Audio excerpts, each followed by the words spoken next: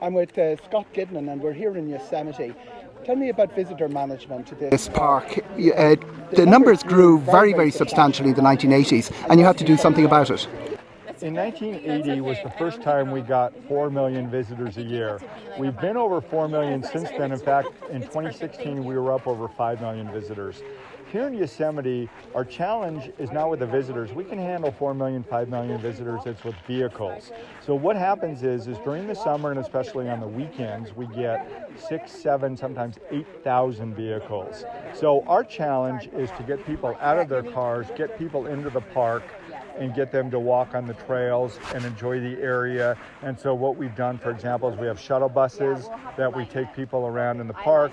We're encouraging people to come in a bus where there's a system called YARTS, Yosemite Area Regional Transportation System. We're trying to get folks to get on YARTS from their hotel outside the park and come in.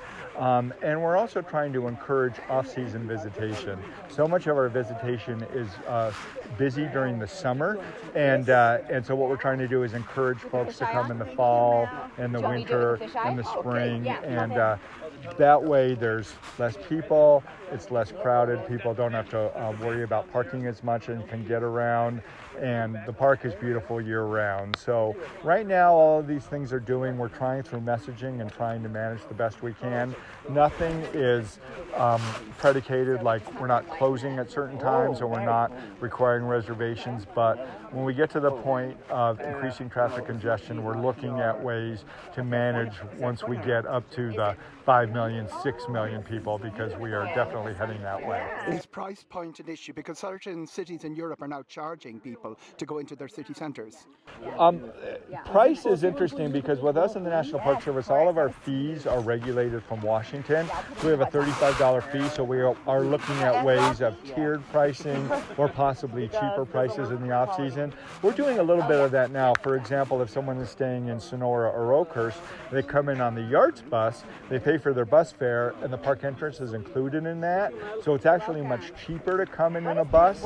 And so what we're trying to do is to encourage people to come in on buses, and the pricing and the alternate pricing and the peak pricing is something that we're exploring, but we've got some bureaucratic hurdles. Private cars are impossible to manage, coaches are easier to manage. Do you incentivize your coach customers to deliver earlier in the day or later in the day to avoid midday peaks? We are incentivizing our coach customers to come in later in the day, either late in the afternoon or early in the morning. They pay for their buses and for the tours. And so for a lot of people we find in Yosemite, the impediment is not the price. People want to come here and come to parks.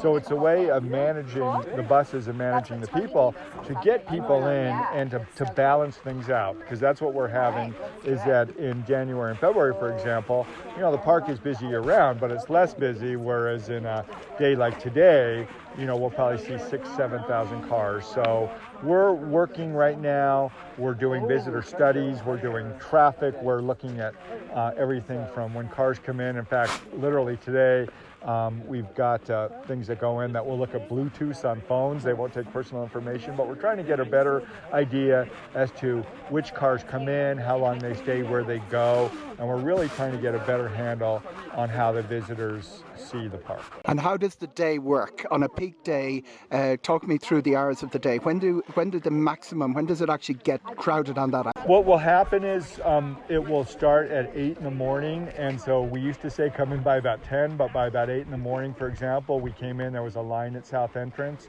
Once we get into 9 o'clock, we can see lines 2 to 3 miles long.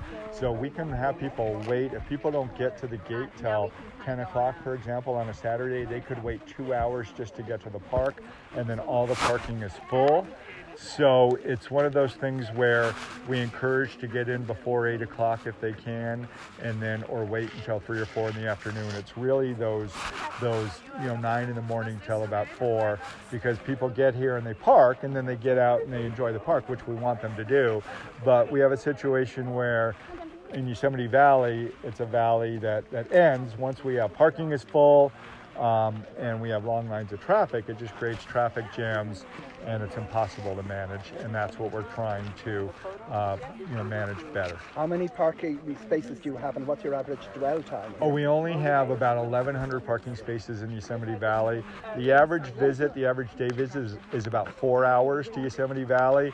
So once those parking spaces are full by like 10 in the morning, they're going to stay full till about 3 in the afternoon, so visitors aren't going to leave them. So it's those peak hours of the day that we're either trying to have people come in on buses or not try to look for a parking space. And when people talk about tourism, over-tourism, they talk about stopping marketing. Is that an option that is presented for you guys? Well, it's interesting for us because we're a national park. National parks belong to the American people and all around the world, and so I'm a firm believer in, you can look at videos and you could look at photos of parks, and there's no substitute to coming to parks. And I feel that way, especially for young people, that it's important that they have this connection to parks. And so for us, it's one of those things where we don't want to limit people. I love to tell people, as the park spokesman, I will never say we don't want visitors coming, but we just need to manage it better, and we want to get people here. And for us, again, it's the cars, and if people can park, and like here at the Mariposa Grove is a good example. We have a 300-space parking lot. People park there, they get on a shuttle bus. We're up here in the Grove. There's the natural quiet. They're not having to worry about, looking for a place to park, or cars, or the diesel smell. And so it's one of those things where getting people out of their cars onto the trails, and getting especially the young people here is really important. And where's your favorite place in the valley to escape the crowds on the busiest day of the year? My favorite place, we have the Valley Loop Trail. If you go to the West Valley, the East Valley is the developed area where there's the hotels, restaurants, but in the West Valley, there's some real beautiful areas. Thank you very much, Scott Gediman. You're very welcome.